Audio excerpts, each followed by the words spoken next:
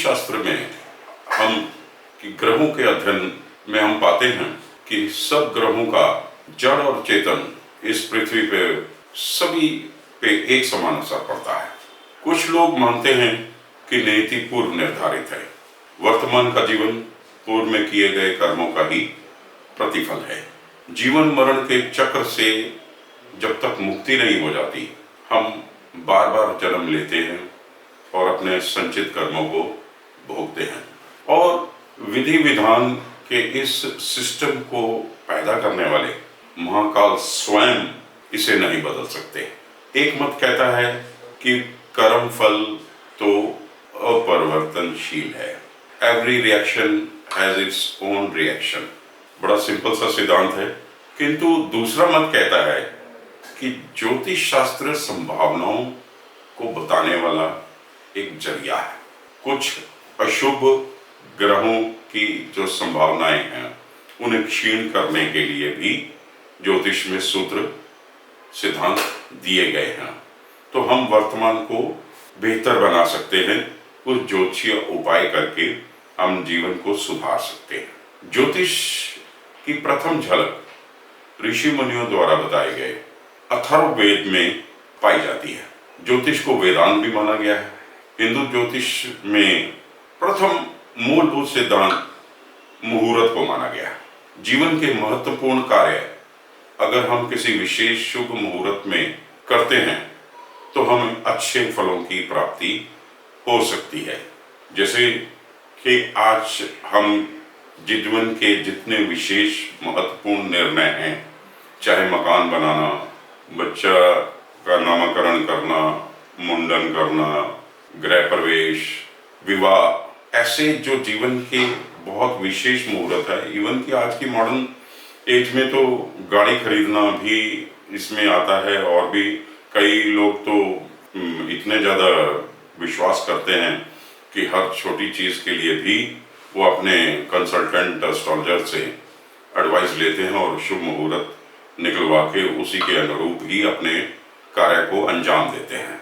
काफी तर्कसंगत बात है कि मुहूर्त में एक विशेष ग्रहों का जो कॉन्फ़िगरेशन है, जो शुभ ग्रह की स्थितियां बनी हैं, उसमें उस कार्य विशेष का लाभ हम प्राप्त कर सकते हैं।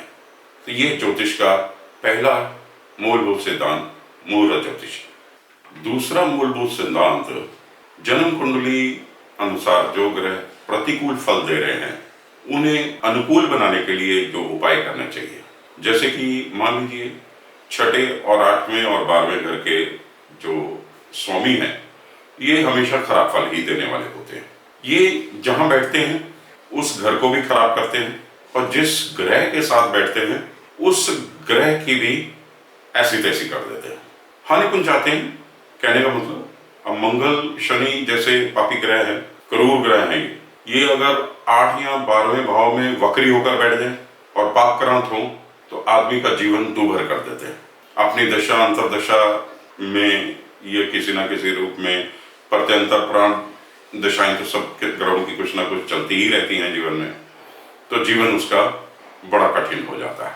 राहु केतु की युति अगर नैसर्गिक शुभ ग्रहों से हो जाए तो वो अपनी शुभता खो देते हैं, ग्रहण लगा देते हैं राहु केतु की युति शनि के साथ हो जाए, मंगल, सूर्य या चंद्र के साथ कहीं भी हो जाए तो ये ग्रह शुभ फल नहीं दे पाते और भी अशुभ हो जाते हैं। प्रतिकूल ग्रहों की दशा, महादशा या अंतरदशा, प्रत्यंतर दशा में उनकी शांति होना अनिवार्य हो जाता है, अन्यथा जातक का जीवन बहुत दुखी हो जाता है। दशानाथ अंतरदशानाथ एक दूसरे से दूसरे 12वें बैठे हुए हों, छठे 8वें या 12वें बैठे हुए हों तो खराब फलों की प्राप्ति होती है। इन ग्रहों से संबंधित, जैसा कि जैमिनी सूत्र में बताया गया है, देवी देवताओं की उपासना करना लाभप्रद रहता है। ग्रहों की शांति के लिए उन ग्रहों से संबंधित देवी देवताओं की उपासना करने से, उनसे संबंधित व्रत या अनुष्ठान करने से ग्रहों की शांति होती है और ये ग्रह शुभत्व को प्राप्त होते हैं और अच्छे फलों की प्राप्ति होती है। महादशानाथ और अंतरदशानाथ गोचर में भी अगर ये खराब स्थिति में हो तो भी इनकी शांति करना बहुत जरूरी हो जाता है। सूर्य ग्रह की शांति के लिए सूर्य की उपासना आवश्यक है। ओम सूर्याय नमः, सूर्य मंत्र का जाप, भगवान शिव और विष्णु जी की उपासना और लाल वस्तुओं का दान, माणिक का दान, स्वर्ण का दान, ये सूर्य की शांति के लिए आवश्यक हो जाता है। चंद्र की शांति के लिए सोमवार के व्रत, भगवान शिव की उपासना, ओम नमो शिवाय 3 अक्षरी मंत्र का जाप, मोती, चांदी, दूध, दही का दान। मंगल की शांति के लिए मंगलवार के व्रत, श्री दुर्गा जी और हनुमान जी की उपासना, ओम स्कंदाय नमः, ओम हनुमंताय नमः, मूंगा, बैल और भूमि का दान श्रेष्ठ माना गया है। बुध के उपायों में भगवान विष्णु की उपासना, श्री गणेश जी की उपासना, ओम नमो भगवते वासुदेवाय नमः, ओम नमो गणेशाय नमः।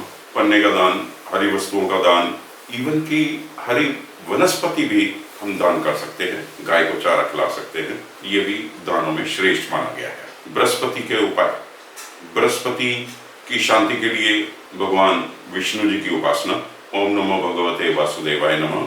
पीली वस्तुओं का दान, पीले वस्त्र, पुखराज, स्वर्ण, इनका दान श्रेष्ठ माना गया है।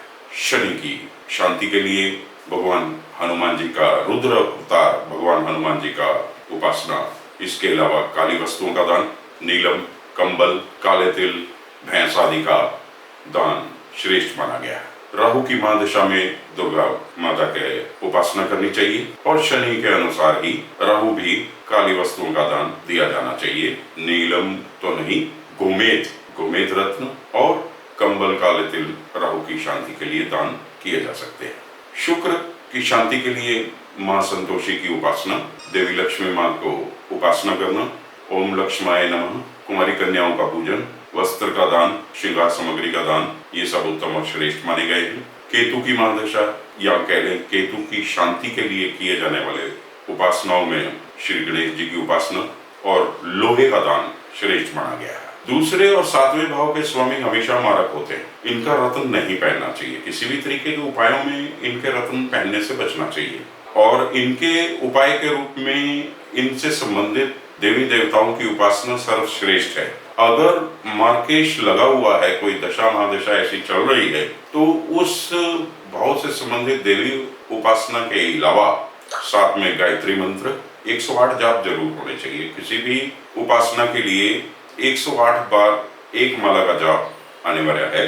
गायत्री मंत्र के अलावा महामृत्युंजय का मंत्र भी मार्केश की अवस्था में जरूर 108 बार करना चाहिए, लाभ होता है। तीसरा सिद्धांत है रत्न धारण संबंधित।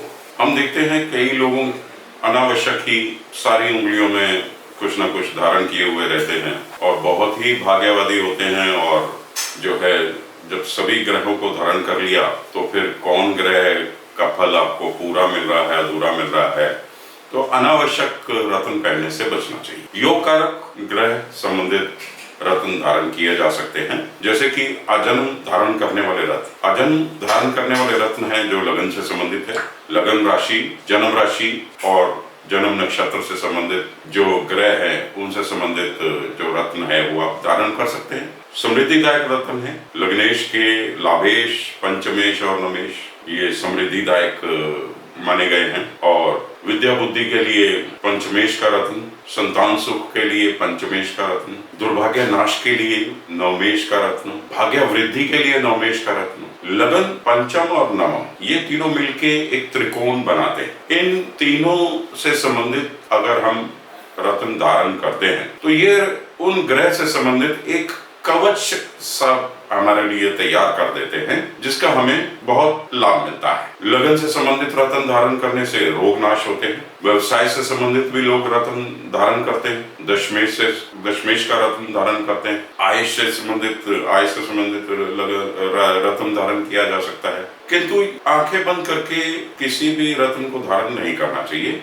किसी एक्सपर्ट के एडवाइस पे ही रत्न धारण करने चाहिए। जो सबसे इम्पोर्टेंट इसमें फिर आगे सिद्धांत बनता है वो है कि तीसरे, छठे, 8वें और 12वें भाव के स्वामियों के रत्न नहीं धारण करने चाहिए। खराब भाव है, एक तो खराब भावों के स्वामी, और फिर हम उनको बल देंगे तो उनका पाप फल और बढ़ जाएगा। हमारा मकसद तो उनके पाप फल में कमी लाना है। तो ऐसी स्थिति में 3, 6, 8, 12 के स्वामियों के पाप फल में कमी लाने के लिए दैविक उपासना श्रेष्ठ उपाय है। कभी भी जब दशा, महादशा, अंतरदशा इन भाव के स्वामियों की चले तो देवोपासना इसका सबसे श्रेष्ठ उपाय मेरी नजर में है। और खराब भाव के स्वामी, मान लो कि 12वें भाव के स्वामी की दशा चल रही है, अगर साथ में वो किसी शुभ स्थान का भी स्वामी है, नवमेश भी है या पंचमेश भी है, या दूसरे घर के स्वामी के साथ साथ वो पंचमेश भी है, तो ऐसे शुभ भाव के स्वामी के साथ साथ